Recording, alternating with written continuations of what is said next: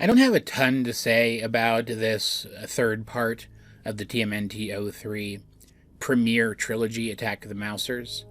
These 3 episodes are structured very much like a movie, with rising and falling tension, and just by virtue of its placement in the 3, this was just all the really big climax stuff. There's definitely some substance here, and it's not a bad episode by any stretch, but there's not a lot of nuance for me to really dig into. That said, the first part of this episode, the part that's resolving the exposition-y stuff from the previous one, is the most interesting to talk about in a video like this. The stuff where April regains consciousness and finds herself having been taken back to their lair by the turtles. Which does mean that our heroes basically kidnapped somebody. But, this genuinely didn't shock me. This isn't the first Veronica Taylor character I've seen get kidnapped by a bunch of turtles in a cartoon I watch. And we get a little bit of a comedy scene here at the very beginning of the episode, where she has a little bit of a nervous breakdown while she's trying to contextualize what's happening around her, has trouble believing it's real at first. And usually I wouldn't laugh so hard at a scene like this where a character is clearly going through some stuff.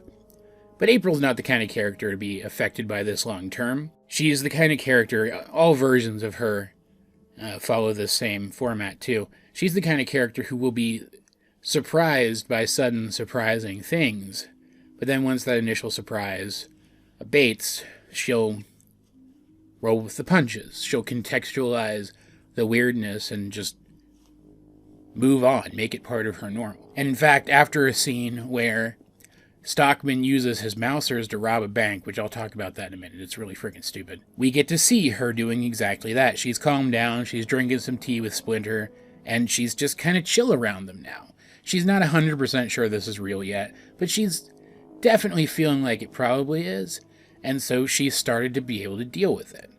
And it doesn't seem like there's any lasting effects from it, right?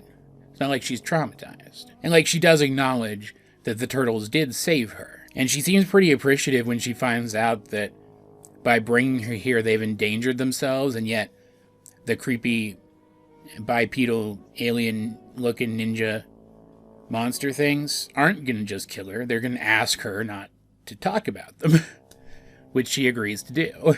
And this is where we get the origin story for these characters. Splinter tells her how they came to be here in the form of a flashback. And I liked this a lot.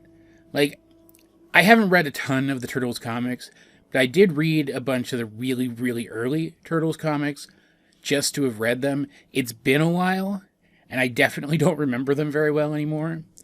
But if I'm not mistaken, the origin story we get in this of Rat Splinter finding the turtles and taking them in, and in the process all of them being splattered by goo that flew from the back of a crashed truck, some of it rolling into the sewer while the rest of it splattered on Matt Murdock and turned him into Daredevil, of course. If I'm not mistaken, that's basically right out of the early comics. Almost scene for scene. And I feel like that was definitely the intention here, because that entire sequence is sepia-toned to make it feel like it's coming off of a old newsprint page. And there's even a shot where we see the turtles now fully grown in their ninja gear lined up, and because of the coloration, they look like all of their masks are kind of reddish, which has to be a reference to the original designs for the turtles, where they all wore identical red masks instead of the color-coded ones that we usually see now. You can tell that underneath the color filter they're different colors, but they all seem like they're shades of red. We don't get how Splinter knew ninjutsu yet. He says that's a story for another time, but I don't even remember if we got that part of their backstory at the beginning of the comics, at the same time as the rest of this in the comics.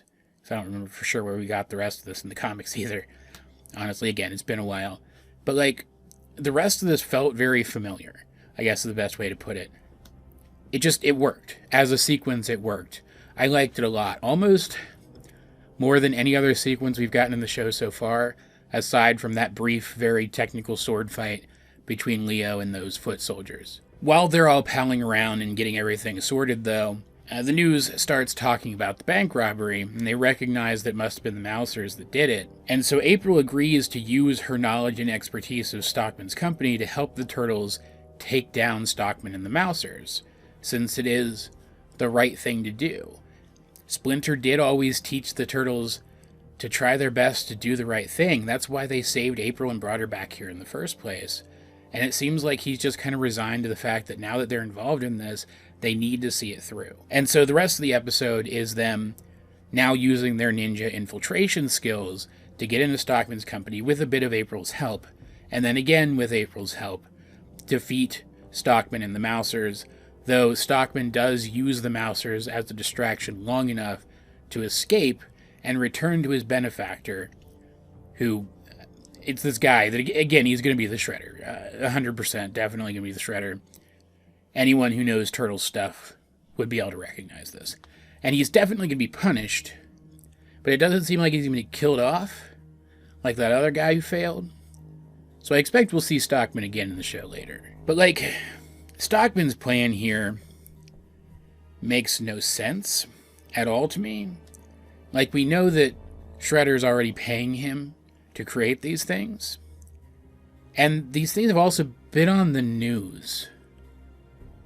Right? Like, people have seen them on the news. Yet he sends them into a bank vault to eat money and then bring it back to him? Money that can be traced, by the way.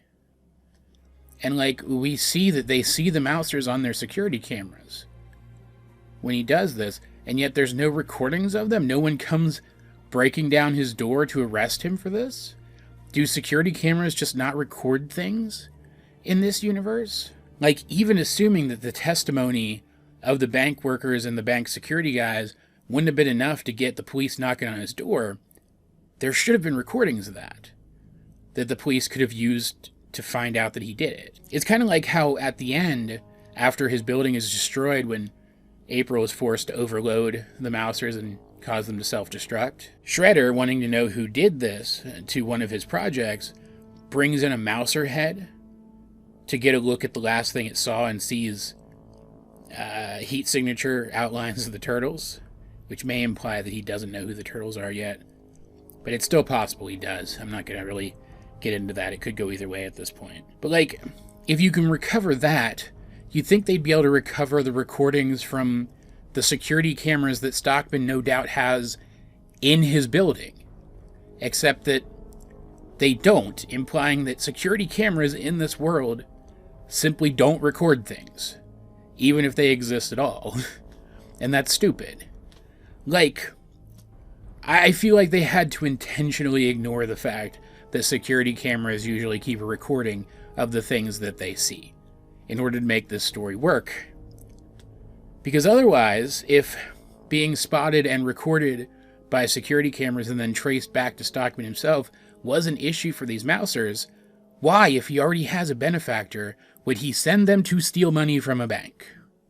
It's asinine, but it's really the only weakness in what is otherwise a pretty fun episode. Again, not a lot of substance to it, but it's fun. Seeing the Turtles infiltrate Stockman's building, even if it is pretty brief, is good. And all of the character interaction stuff is pretty strong here. April O'Neil is one of my favorite characters in fiction, simply because she is so good at incorporating the weird into her life.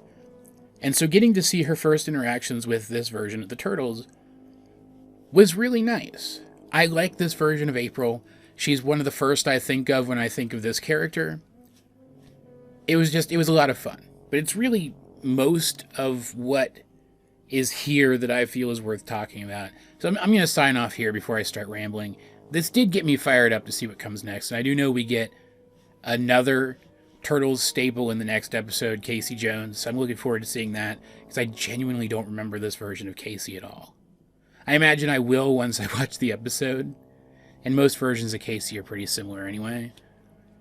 But yeah, I'm pretty psyched about that. This show's just... it's pretty hype so far. I'm really enjoying it. That said, what do you guys think of Attack of the Mousers and this whole premiere trilogy, I think is what I called it before? If you have seen it, let's get a discussion going in the comment section down below. And while you're down there, you might as well like the video, share it with anyone else who you think would enjoy my content, subscribe if you haven't. You can also check out links to my various social medias, as well as the many ways you can help out the channel. Those will be in the video description, but either way, this has been AJ22, and I will talk to you guys later.